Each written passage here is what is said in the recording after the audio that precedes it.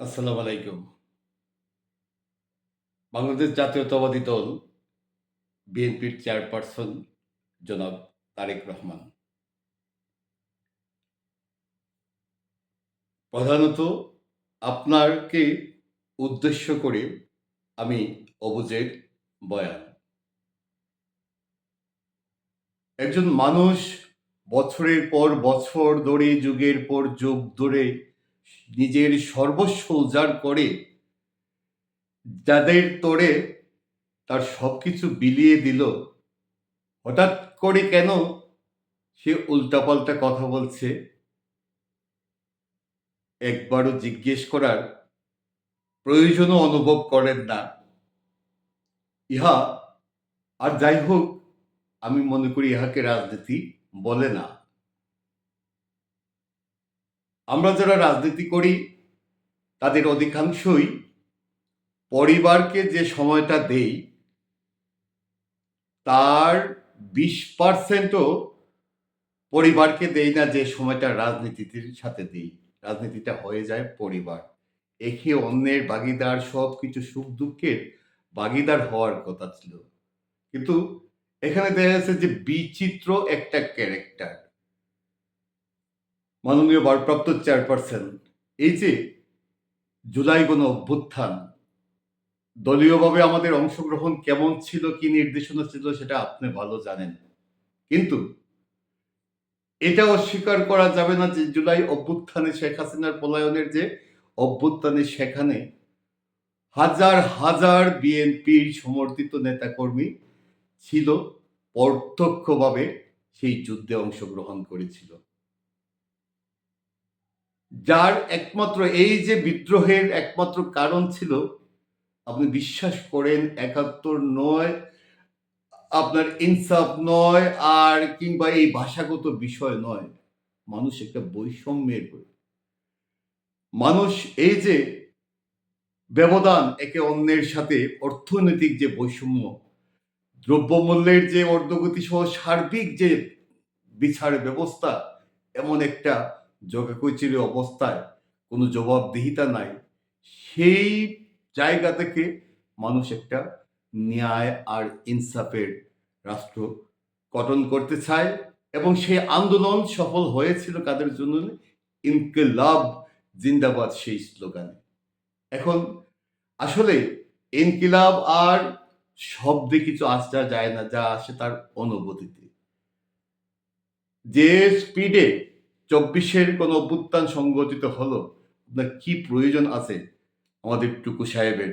ওনারা অনেক বড় মাপের নেতা, ওনারা মিনিস্টার, বাট বেসিকটা যদি আপনি খুঁজেন, ওনার পিতা পাকিস্তানের মন্ত্রী ছিলেন ৩ বার।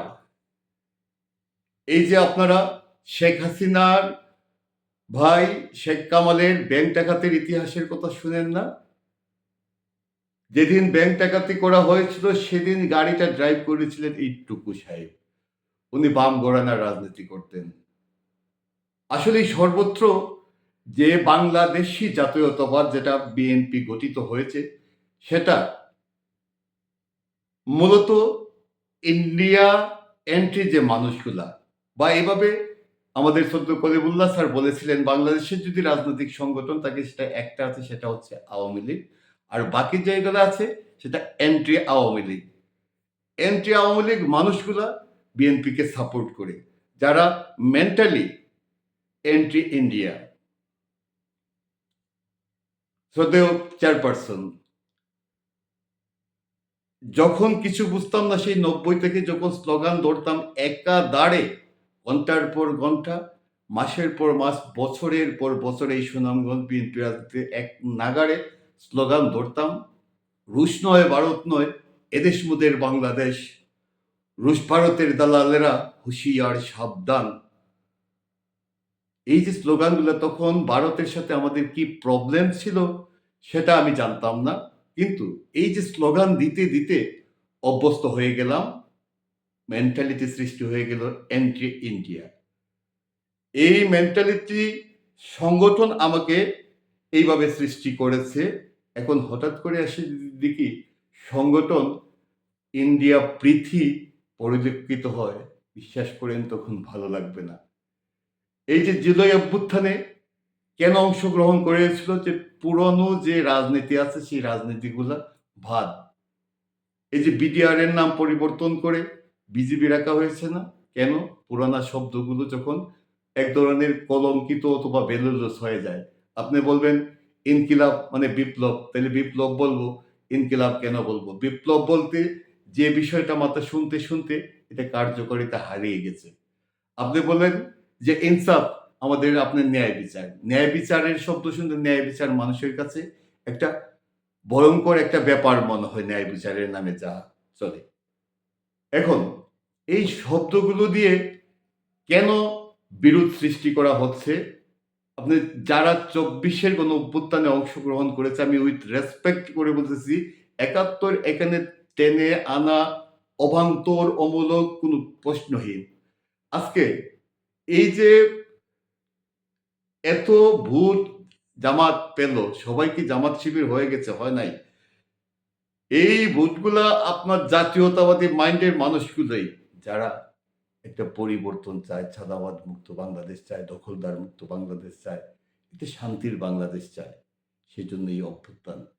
তরুণ প্রজন্মের মধ্যে একটা এখন পর্যন্ত সেই আগুন তারা বুঝতেতে পারতেছে কেন জানে? আপনারা সেই আশ্বাসটা দিতে পারতেছেন না। আপনারা, আমি বিশ্বাস করি, আল্লাহ না করুক, আপনাদের যে এই যে ফ্যামিলি কার্ড, এটা, এই ফ্যামিলি কার্ড বা এই যে পর্যন্ত যেটা প্রকল্পগুলা, এগুলা বরং হিতে বিপরীত হতে পারে। কারণ আগে আপনাকে যে ভালো বাংলাদেশ করতে হলে আপনার যে সংগঠনকে ওই প্রতিটা সংগঠনে ভালো মানুষকে আনতে হবে।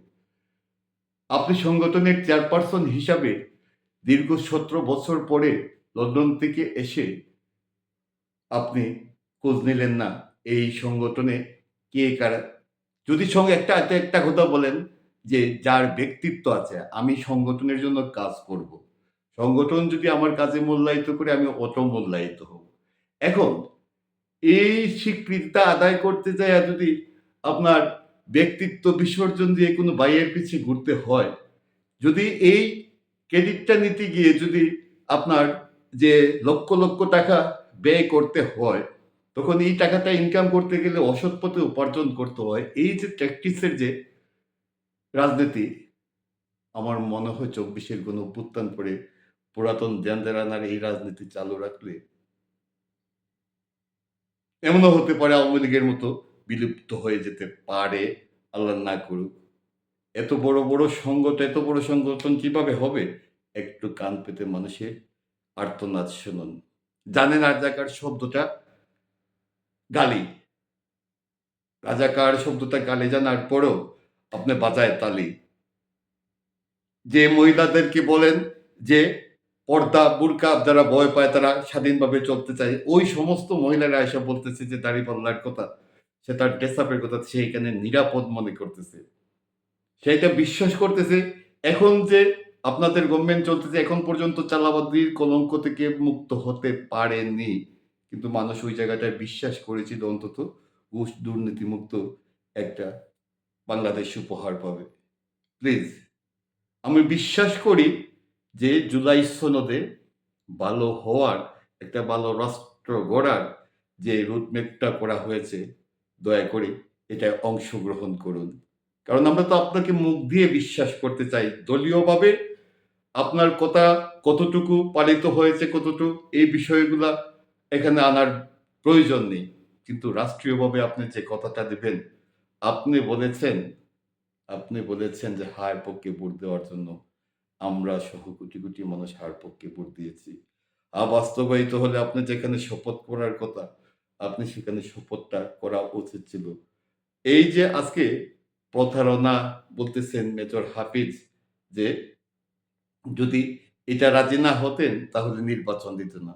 শহীদ জিয়া, রাষ্ট্রপতি জিয়াউর রহমানের সংগঠন প্রতারণা করে ক্ষমতায় টিকে থাকবে, এবং প্রতারণা করে কতদিন টিকে থাকা যায় সেই বিষয়টা মাথায় রেখে আমাদের যে আর্তনাদ তৃণমূলের পরে আপনি বিলুপ্ত করে দিন কোনো মাধ্যম ছাড়া, আমাদের অভাব অভিযোগ কিভাবে আপনার কাছে পৌঁছায় সরাসরি দরকার নয়।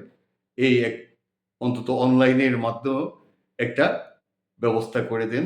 আর যদি না হন, কয়দিন আর শহীদ জিয়ার ভালোবাসা বুকে নিয়ে, স্বপ্ন বুকে নিয়ে বসে থাকবে মানুষ? আমাদের মতো যারা দেশপ্রেম লালন করে, দেশের জন্য তারা নাম নয়, যেকোনো জায়গায় জয়েন করতে রাজি আছে যদি কাম দেয়।